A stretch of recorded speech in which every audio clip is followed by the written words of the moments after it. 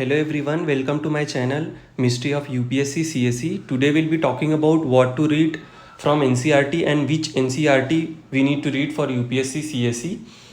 Initially I was also recommended to read all the NCERTs of each subject, but later I realized that all the NCERTs are not relevant considering the PYQs and the syllabus of the UPSC. So today we'll be identifying which NCERT is relevant for your examination and which is irrelevant. So let's begin with geography. Geography की बात की जाए तो class 6 से जो the earth our habitat book है उसमें काफ़ी बेसिक चीज़ें दी गई है, जैसे कि what is magma, what is lava, what is cyclone, what is earthquake. ये सारी चीज़ें बहुत ही बेसिक है जो कि 11th क्लास की फंडामेंटल ऑफ फिजिकल जोग्राफी में काफ़ी अच्छी तरीके से कवर की गई है. और फिर बात की जाए 7th स्टैंडर्ड की आर इन्वायरमेंट की बुक, तो उसमें भी काफ़ी बेसिक चीज़ें कवर की गई है, जैसे कि trophic level, food chain, food web. वो फिर से इंडियाज़ फिजिकल इन्वायरमेंट में काफ़ी इन्वायरमेंट के चैप्टर में काफ़ी अच्छी तरीके से कवर की गई है, तो आपको 7th स्टैंडर्ड की बुक रीड करने की ज़रूरत नहीं है. और बात की जाए 8th स्टैंडर्ड की बुक की, तो रिसोर्स एंड डेवलपमेंट, इसमें फिर से काफ़ी data, fact, what is renewable, what is non renewable energy, ये सारी चीज़ें दी गई है जो कि काफ़ी बेसिक है. और वो फिर से रिपीटेडली 11th क्लास की बुक में इंडियाज़ फिजिकल और फंडामेंटल ऑफ फिजिकल जोग्राफी में कवर की गई है. फिर बात की जाए 9th स्टैंडर्ड और 10th स्टैंडर्ड, इसमें जो भी ड्रेनेज पैटर्न, फिर मानसून, साइक्लोन, अर्थक्वेक जो भी है, इसमें सब फिर से रिपीट किया गया है. टोटल ये दोनों बुक 11th की दोनों बुक में रिपीट की गई है. तो 9th और 10th जो है वो थोड़ा इलाबोरेट करके 11th की दोनों बुक में दिया गया है. तो रादर देन रीडिंग 6th से 10th तक का बुक, आपको 11th क्लास की दोनों book fundamentals of physical geography और इंडियाज़ फिजिकल इन्वायरमेंट, ये बार बार पढ़ना चाहिए, बार बार रिवाइज करना चाहिए. और बात की जाए 12th स्टैंडर्ड की बुक, तो वो मेंस के लिए इंपॉर्टेंट है, ना कि प्रीलिम्स के लिए, क्योंकि उसमें कुछ फिगर फैक्ट वगैरह दिए हैं जो सिर्फ मेंस के लिए रिलेवेंट है. जोग्राफी के बाद हिस्ट्री पे आते हैं. तो हिस्ट्री में क्लास 6 की जो बुक है आर पास्ट 1, वो एंशिएंट इंडिया पे बेस्ड है. और इसमें स्टार्टिंग के 3-4 चैप्टर तो इररिलेवेंट है, और इसमें जो महाजनपद का चैप्टर है, वैदिक लिटरेचर का चैप्टर है, फिर मौर्यन अम्पायर का चैप्टर है, फिर गुप्ता डायनेस्टी का चैप्टर है, वो सारे चैप्टर भी काफ़ी कम डिटेल कवर की गई उन सारी चैप्टर की. तो एडमिनिस्ट्रेटिव डिटेल वगैरह गुप्ता अम्पायर और मौर्य अम्पायर की नहीं कवर की गई है. और संगम लिटरेचर जो है वो कम्प्लीटली एब्सेंट है यहाँ पे. तो आप instead of reading this book you can go for ancient India by R.S. Sharma. Class 11th की ओल्ड NCERT है, उस पर आप जा सकते हो. और क्लास 7th की बात की जाए तो वो मिडाइवल हिस्ट्री पे बेस्ड है. उसमें भी दिल्ली सल्तनत के बारे में अच्छे से कवर नहीं किया गया है, और मुगल एम्परर के बारे में सिर्फ अकबर के बारे में कवर किया गया है, बाकी सारे को इतनी इंपॉर्टेंस नहीं दी गई है. So instead of reading this book you can go for medieval India by Satish Chandra. Again 11th class की ओल्ड NCERT, वो काफ़ी अच्छी बुक है. जो ओल्ड NCERT है एंशिएंट इंडिया और मिडाइवल इंडिया, उस मिडाइवल इंडिया की, उसमें क्रोनोलॉजिकली अच्छे से कवर किया गया है सब कुछ. क्लास 8th स्टैंडर्ड की जो बुक है आर पास 3, उसमें मॉडर्न इंडिया कवर किया गया है, लेकिन उसमें भी रिवोल्ट ऑफ 1857 से पहले की ज़्यादा इन्फॉर्मेशन कवर की गई, और बाकी चीज़ें को इतना इंपॉर्टेंस नहीं दिया. ये भी बुक थोड़ी डिस्क्रीट है. ये बुक छोड़ के आप एक्सपेक्ट्रम पढ़ सकते हो, वो काफ़ी अच्छी बुक है. और एक और ओल्ड NCERT आती है मॉडर्न इंडिया के लिए, वो भी आप बिपिन चंद्र की, वो भी पढ़ सकते हो. और क्लास 9th और 10th की बुक जो है वो तो कम्प्लीटली इररिलेवेंट है, क्योंकि इसमें वर्ल्ड हिस्ट्री के बारे में भी, आप स्पेसिफिक कंट्री के बारे में दे देगा, जैसे जापान की हिस्ट्री, चाइना की हिस्ट्री वगैरह वगैरह, ये काफ़ी इररिलेवेंट हो जाता है इंडियन कॉन्टेक्स्ट में.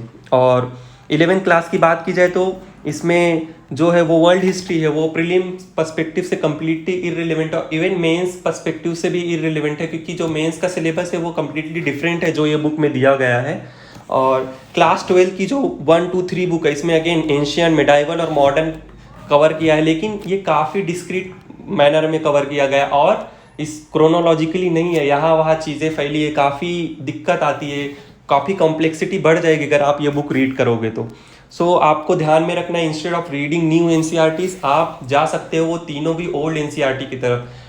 Ancient India by R.S. Sharma, medieval India by Satish Chandra, और बिपिन चंद्र की मॉडर्न इंडिया की बुक, ये आप तीनों बुक अच्छे से कवर कर सकते हो. और मॉडर्न इंडिया के लिए आप एक्सपेक्ट्रम भी पढ़ सकते हो, वो भी काफ़ी बहुत अच्छी बुक है, बहुत हिस्ट्री के बाद पॉलिटी पे आते हैं। तो पॉलिटी में क्लास 6, 7 और 8 की जो बुक है, social and political life 1, 2 and 3, ये भी इसमें काफ़ी स्टोरी बेस्ड इंफॉर्मेशन कवर की गई है कॉन्स्टिट्यूशन के बारे में, फिर डेमोक्रेसी के बारे में, जो कि काफ़ी बेसिक है और आगे के स्टैंडर्ड की बुक में काफ़ी अच्छे तरीके से कवर किया गया है। फिर उसके बाद जो क्लास 9th और 10th की बुक है वो भी इतनी रिलेवेंट नहीं है। इसमें श्रीलंका की क्राइसिस वगैरह के बारे में दिया गया है, हिस्ट्री के में क्या हुआ था, जापान में क्या हुआ था, ये सारी चीज़ें दी गई जो कि मुझे थोड़ा इररिलेवेंट लगे एग्जामिनेशन पॉइंट ऑफ व्यू से। हाँ, जो बुक रिलेवेंट लगी वो थी क्लास 11th स्टैंडर्ड की दोनों भी book, Indian constitution at work और पॉलिटिकल थ्योरी।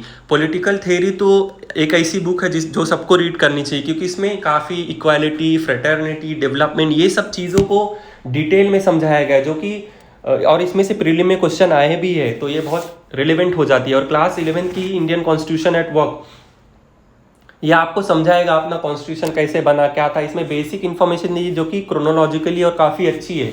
तो आप कोई स्टैंडर्ड बुक पढ़ने से पहले ये दोनों बुक पढ़ सकते हो। और इसके अलावा 6 से 10 तक की अगर आपको बेसिक भी जानकारी है पॉलिटी के बारे में, तो कोई पढ़ने की ज़रूरत नहीं, आप डायरेक्टली 11th स्टैंडर्ड से स्टार्ट कर सकते हो। और 11 के बाद 12 की बात की जाए तो इसमें जो कॉन्टेम्प्रेरी वर्ल्ड पॉलिटिक्स की बुक है पहली, वो आपको रीड करने की ज़रूरत नहीं, क्योंकि वर्ल्ड पॉलिटिक्स सिलेबस अपने यूपीएससी में है ही नहीं है। और जो सेकेंड बुक है वो प्रीलिम्स के लिए है, politics in India since independence, ये मेंस के लिए है, क्योंकि अपने मेंस के GS1 में एक सिलेबस है जहाँ पे पोस्ट इंडिपेंडेंट हिस्ट्री के बारे में बोला है। तो आप ये बुक पढ़ सकते हैं, इसमें काफ़ी क्रोनोलॉजिकली इन्फॉर्मेशन दी है जो कि आपका बेस बना देगी, और काफ़ी अच्छी बुक है ये, तो आप ये पढ़ सकते हो। इसके अलावा प्रीलिम के लिए सिर्फ क्लास 11th स्टैंडर्ड की दोनों बुक और मेंस के लिए politics in India since independence पढ़ लो, आपका काम हो जाएगा। और जितनी बार आप इसको तीनों को पढ़ सकते हो उतना पढ़ लीजिए। इसके अलावा 6 से लेकर 10 पढ़ने में कोई ज़्यादा ज़रूरी नहीं है। पॉलिटी के बाद अगर इकोनॉमी पे आते हैं तो इकोनॉमी में 9th क्लास की और 10th क्लास की जो इकोनॉमिक की बुक है उसमें स्टोरी बेस्ड काफ़ी इन्फॉर्मेशन दी है, और काफ़ी बेसिक इन्फॉर्मेशन प्राइमरी एग्रीकल्चर वगैरह के बारे में दिया है, जो कि आप आगे के स्टैंडर्ड में आसानी से कवर कर सकते हो। तो इकोनॉमी की जो 11th क्लास की बुक है इंडियन इकोनॉमिक डेवलपमेंट, वो आप मेंस के पर्सपेक्टिव से काफ़ी इंपॉर्टेंट है। क्रोनोलॉजिकली काफ़ी इंफॉर्मेशन अच्छी खासी दी गई इसमें, लैंड रिफॉर्म्स, लिबरलाइजेशन, ग्लोबलाइजेशन, जो कि इकोनॉमिक्स का पार्ट है मेंस में, वो आप यहाँ से कवर कर सकते हो, काफ़ी अच्छी दी गई है। और फिर 12th क्लास की जो माइक्रो इकोनॉमिक्स की बुक है उसमें ग्राफ है, मैथमेटिकल कैलकुलेशंस है, वो कम्प्लीटली इररिलेवेंट है इकोनॉमी के लिए, और क्योंकि यूपीएससी कंसेप्चुअल क्लैरिटी और एप्लीकेशन बेस्ड चीज़ों में इकोनॉमी के ज़्यादा इंटरेस्टेड है। सो आप ये बुक ना रीड करके माइक्रो इकोनॉमी की बुक जितनी बार हो सके उतनी बार रीड कीजिए, क्योंकि इसमें बैंकिंग से रिलेटेड, मनी और प्राइस डिमांड से रिलेटेड चीज़ें कवर की गई, जो कि पूछता भी है इकोनॉमी सेक्शन में प्रीलिम्स में, और फिर आप ये कवर कर सकते हो। और इसके अलावा मैं बार बार क्यों बोल रहा हूँ कि कुछ ही NCERTs रिलेवेंट है, because I have gone through all the NCERTs I was recommended initially when I began my preparation, and later I found that most of the NCERTs are irrelevant and some of the NCERTs are very relevant for this examination. So I have already highlighted those NCERTs, so please go through those NCERTs again and again, revise them, क्योंकि जो history के NCERTs है, वो history का जो syllabus है वो काफ़ी बार बार इंसान भूल जाता है, तो उसको बार बार पढ़िए। जो कि आप सारे NCERT पढ़ने में टाइम डालने वाले हो, तो आप वही NCERT पढ़िए जो कि रिलेवेंट है इस एग्ज़ाम के लिए, और उसको बार बार पढ़िए, रिवाइज करिए, सारी चीज़ें आपकी टिप्स पे आ जानी चाहिए। All the best. और आपको कोई डाउट हो तो आप मेरे टेलीग्राम चैनल पे आप मुझसे पूछ सकते हो, मैं आपके डाउट क्लियर करने की कोशिश करूँगा, और उसकी टेलीग्राम चैनल की लिंक डिस्क्रिप्शन में है, तो आप वहाँ से एक्सेस कर सकते हो।